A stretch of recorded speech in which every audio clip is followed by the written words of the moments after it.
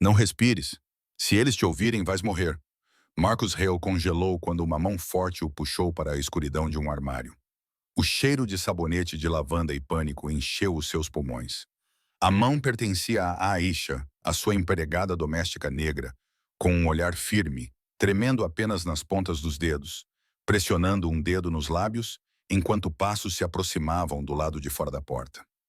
Através de uma fresta estreita, Marcos viu o seu mundo se partir ao meio. A sua esposa, Verônica, ria baixinho com o seu irmão mais novo, Ryan, as suas vozes transparecendo intimidade e algo mais frio. Ryan murmurou que Marcos ainda estava de pé, e Verônica respondeu com irritação que já tinha dobrado a dose no sumo verde matinal dele. Naquele instante, todas as tonturas, todas as ondas de fraqueza que Marcos tinha ignorado, ganharam sentido. Não era estresse. Era veneno servido com um sorriso à sua própria mesa. Aisha não esperou que ele processasse a traição. Ela a arrastou-o para fora e para dentro do seu velho sedã amassado, recusando o seu instinto de chamar a polícia. O teu capitão, amigo, ela sussurrou. Ele foi comprado. Ligar para ele é assinar a tua sentença de morte. Ela tirou de Marcos tudo o que pudesse ser rastreado, o seu telemóvel, o seu relógio caro, e jogou tudo numa lixeira como se fosse peso morto.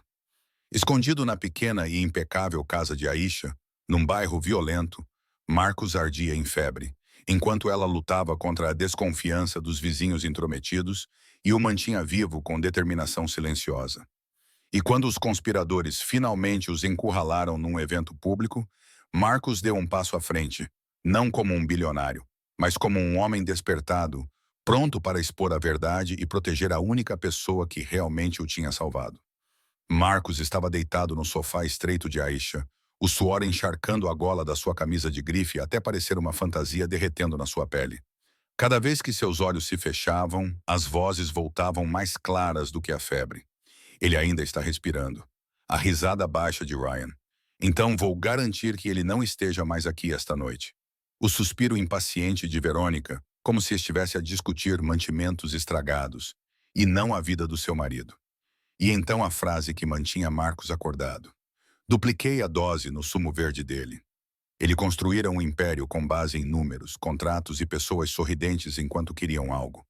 Mas nada nas salas de reuniões o preparara para a crueldade da familiaridade, para a forma como a traição se refletia no rosto do seu irmão e no perfume da sua esposa. A tontura que ele descartara como stress, as mãos trêmulas que ele atribuíra à exaustão.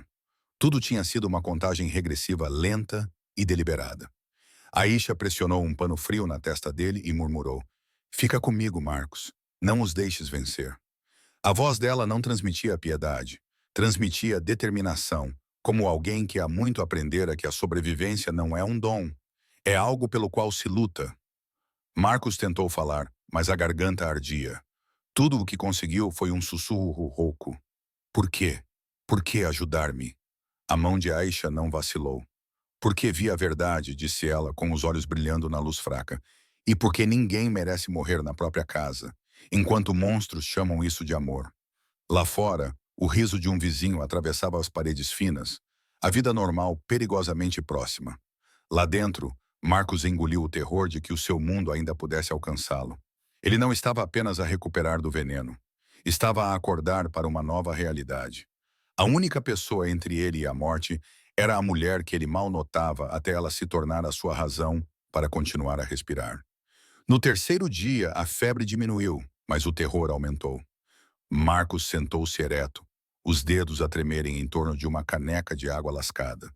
E pela primeira vez, ele não estava a lutar contra o sono. Estava a lutar contra a memória. As últimas semanas passaram como um filme que ele se recusara a assistir. A náusea aleatória após o pequeno almoço, a vertigem repentina nas reuniões, a forma como a sua visão ficava embaçada, enquanto a voz de Verônica permanecia doce e preocupada. Estás a trabalhar demais, querido. Ele acreditou nela porque era mais fácil do que admitir o impossível. Agora, todos os sintomas se encaixavam com precisão cruel. Não era esgotamento, nem stress, era uma execução lenta e ensaiada. O estômago dele revirou ao lembrar-se de Verônica naquela manhã, colocando o sumo verde na sua mão como um ritual e beijando a sua bochecha como se estivesse a abençoá-lo. Quantas vezes ele lhe agradecera? Quantas vezes ele sorrira sem perceber? Ele estava a beber o seu próprio funeral. Aisha observava-o da porta, silenciosa, mas presente, como se a sua firmeza pudesse impedi-lo de se despedaçar. Eu deixei-os aproximarem-se. Marcos sussurrou, com a voz a quebrar-se com a verdade. Construí a minha vida em torno de pessoas que estavam à espera para me enterrar. Aisha deu um passo à frente e colocou a palma da mão no ombro dele, ancorando-o com firmeza. Não deixaste nada, disse ela. Confiaste, e isso não é crime. Mas permanecer cego agora seria.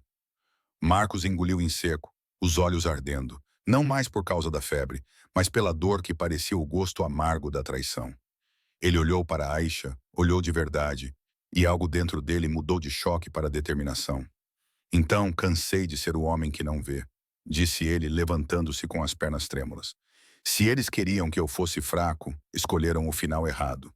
E no silêncio daquele pequeno quarto, Marcos compreendeu que sobreviver ao veneno era apenas o começo. A verdadeira luta era recuperar a sua vida das pessoas que tentaram roubá-la com um sorriso. Marcos não esperou pelo amanhecer.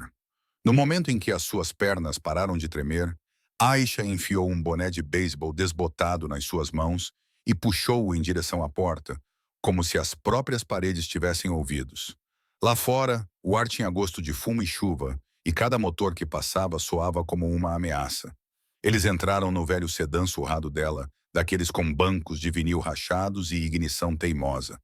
No entanto, parecia mais seguro do que qualquer carro de luxo que Marcos já tivesse tido. Enquanto Aisha dirigia, seus dedos ficavam brancos no volante, os olhos voltados para o espelho retrovisor, como se esperasse que faróis surgissem atrás deles. Os instintos de Marcos clamavam por ordem, por autoridade, pelo conforto de um distintivo. A sua mão foi até o bolso, vazio. Ele engoliu em seco, pegou o telemóvel extra de Aisha e discou o único número que ainda parecia uma tábua de salvação. Capitão Reed, ele sussurrou quando a linha foi conectada com a voz rouca. É o Marcos. Preciso... Aisha agarrou o telemóvel tão rapidamente que as suas palavras ficaram presas na garganta. Não, disse ela, interrompendo-o com um olhar que poderia parar uma tempestade. Ele não. Marcos ficou atordoado. Reed é meu amigo.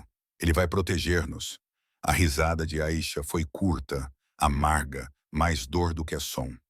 O teu amigo come da mão do teu irmão, disse ela. Cada palavra era um martelo. Ligar para ele não ajuda. É um convite. Diz-lhes exatamente onde estás. A chamada terminou com um toque seco. O silêncio invadiu o ambiente, pesado e sufocante. Marcos olhou para as ruas embaciadas, percebendo a terrível verdade. O mundo em que confiava, as ligações com o poder policial, talvez já pertencessem a Ryan e Verônica. E naquele momento frágil e instável, a única pessoa com quem podia contar era Aisha, que o impulsionava para a frente com nada além de determinação, medo e a recusa em deixá-lo morrer.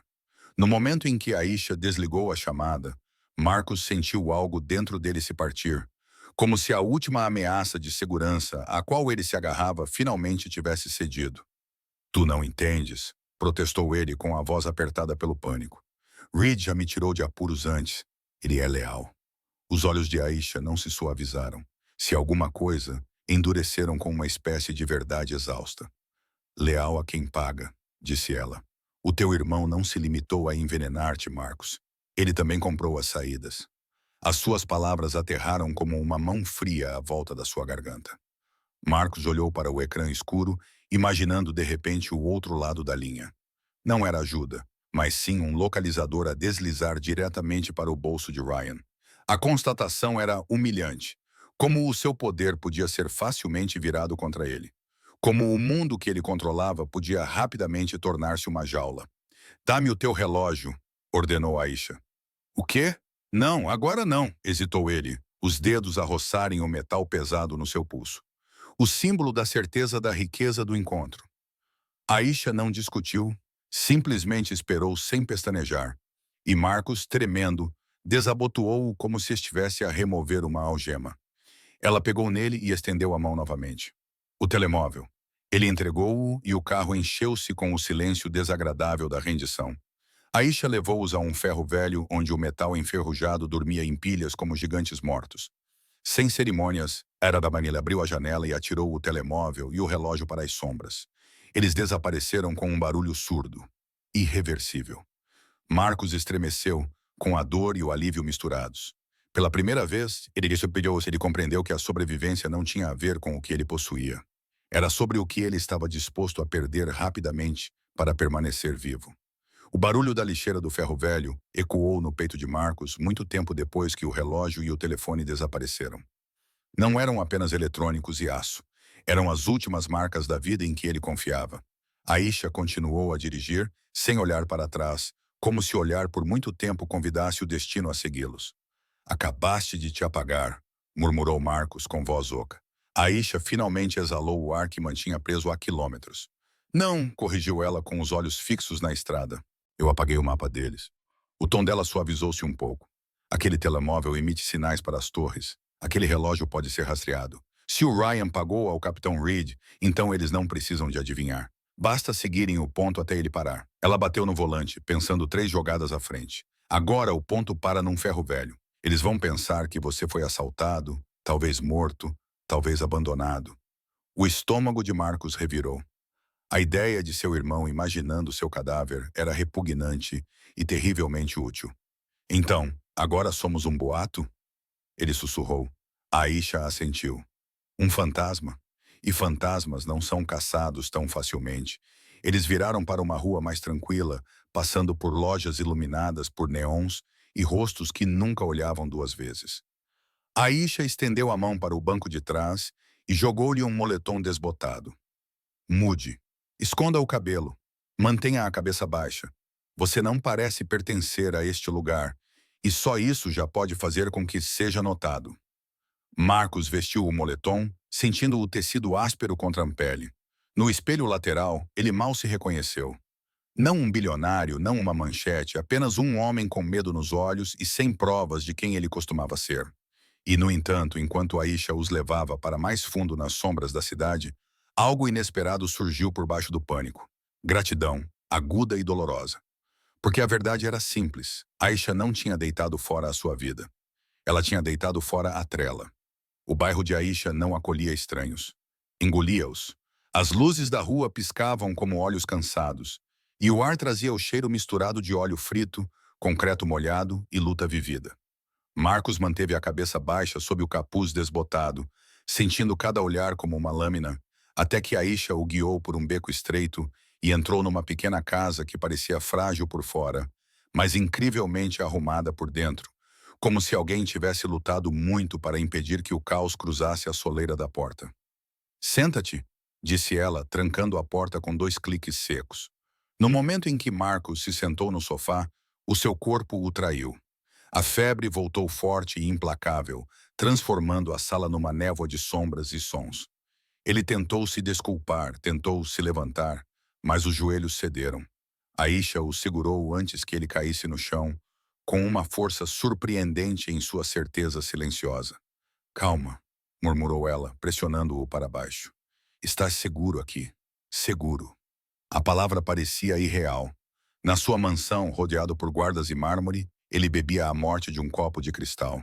Aqui, com tinta a descascar e um único ventilador a fazer barulho no canto, ele estava finalmente fora de alcance.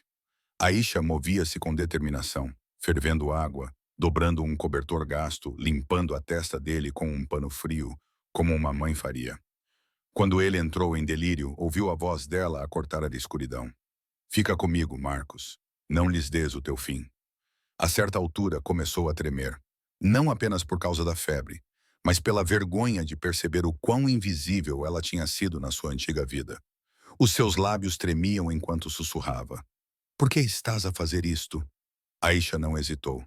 Porque alguém tem de o fazer, disse ela suavemente, e porque mereces viver o suficiente para contar a verdade.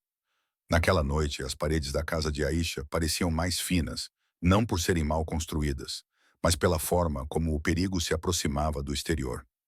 Marcos finalmente respirava sem sufocar com a febre, mas cada pequeno som ainda fazia o seu pulso acelerar. Um cão a ladrar a 2 ruas de distância, uma motocicleta a fazer barulho, o bater distante de uma porta de carro. Então começou o lento veneno da suspeita. Da janela da frente, Marcos viu a senhora Cora, vizinha de Aisha, de braços cruzados como um posto de controlo.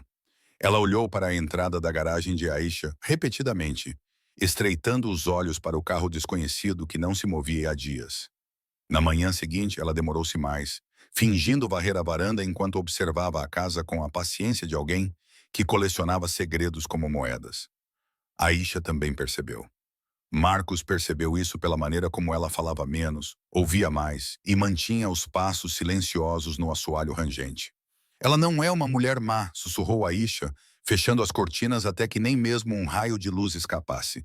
Mas a curiosidade pode ser mortal quando as pessoas erradas estão a observar. Marcos sentiu um nó na garganta. Ele odiava que a sua sobrevivência estivesse a transformar a vida de Aisha num risco que ela nunca pediu. Eu devo ir, disse ele com um gosto amargo na boca. Aisha abanou a cabeça uma vez. Vinil. Ainda não. Não estás forte o suficiente. E se saíres, não colocas apenas a tua vida em perigo, colocas em perigo todos que te virem. Uma batida soou em algum lugar da rua. Talvez nem fosse na porta deles ainda. Marcos estremeceu. Aisha levantou um dedo, pedindo silêncio. Os seus olhos estavam perspicazes e escuros com o medo que ela se recusava a nomear. Naquela quietude, Marcos compreendeu que esconder-se não era passivo. Era uma guerra travada em sussurros, onde um olhar errado poderia transformar a suspeita de um vizinho numa sentença de morte. A primeira vez que Marcos voltou ao mundo, não sentiu liberdade. Sentiu-se como se estivesse a entrar num holofote com um alvo no peito. Aisha insistiu mesmo assim, puxando-lhe o capuz para baixo, ajeitando-lhe a gola, sussurrando. Olhos para baixo. Respira. Fica perto. O evento público era barulhento e brilhante. Câmaras, perfume, risos. Tudo o que Marcos outrora dominava agora transformado numa ameaça. Ele movia-se pela multidão como um estranho a assombrar a sua própria vida. O seu pulso desacelerava a cada flash de uma câmera de telemóvel. Então ele viu Ryan. O sorriso de Ryan era casual e polido, do tipo que pertencia a capas de revistas, até que o seu olhar pousou em Aisha. Mudou instantaneamente, tornando-se algo predatório. Ele empurrou os convidados com determinação, alcançando Aisha perto de um corredor onde o barulho diminuía. Então és tu o problema? Murmurou ele, limpando a garganta, agarrando-lhe o pulso com força suficiente para fazê-la gritar. Achaste mesmo que podias roubar o que é meu? Aisha tentou libertar-se, mas Ryan apertou o aperto, inclinando-se com uma ameaça sussurrada destinada apenas a ela. E naquele segundo, Marcos sentiu o velho medo tentar paralisá-lo. Medo do poder, das consequências, do que acontece quando se desafia monstros em público. Mas a febre tinha queimado algo dentro dele. Solta-a! A voz de Marcos cortou o corredor como uma lâmina. Ryan virou-se e a cor sumiu do seu rosto. Tu, Marcos, não lhe deste tempo para se recuperar. Ele deu um passo à frente e acertou um soco no queixo de Ryan. Um estalo cru e inconfundível que parou o mundo por um instante. Ryan cambaleou, caiu no chão e o corredor explodiu em gritos, passos e suspiros assustados. Marcos ficou em pé sobre ele, tremendo, não de fraqueza desta vez, mas de fúria e clareza. A mão de Aisha encontrou a manga da sua camisa, estabilizando-o, enquanto a verdade começava a vir à tona diante de todos que haviam sido enganados. Por um instante, o corredor prendeu a respiração. Ryan no chão, Marcos em pé sobre ele. Os dedos de Aisha agarrando a sua manga como uma âncora. Então o mundo explodiu. Os telefones foram levantados. Alguém gritou. Um segurança entrou apressado, tarde demais para desfazer o que já havia sido visto.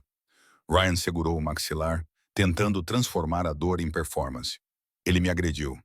Ele gritou com os olhos selvagens, procurando aliados, até que as primeiras sirenes cortaram a música como um sino de alerta.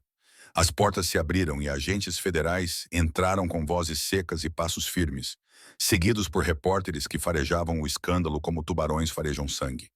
Flashes dispararam. Microfones foram empurrados para a frente. Marcos viu a multidão se dividir como água. E então Verônica apareceu. Cabelo perfeito, vestido perfeito, um sorriso perfeito se abrindo nos cantos, quando ela viu Marcos vivo. Isto é um mal-entendido, disse ela rapidamente, alcançando o braço dele como se a ternura pudesse reescrever os últimos dias. Marcos, darling, você está confuso. Um agente colocou-se entre eles e mostrou um mandado. Veronica Hale, você está presa. Conspiração para homicídio. A cor sumiu do rosto dela tão rápido que parecia que a sala a tinha roubado. Ryan tentou levantar-se, a raiva substituindo o choque. Não pode fazer isso. Este é Ryan Hale. Outro agente o algemou antes que ele terminasse a mentira. Atrás deles, a gerente da propriedade, Marina, com as mãos trêmulas, cedeu à pressão e deixou escapar. Ela me disse para trazer os suplementos. Disse que era só para ajudá-lo a dormir. Disse para eu não fazer perguntas. Verônica abriu a boca, mas nenhum som saiu. As câmaras devoraram o seu silêncio.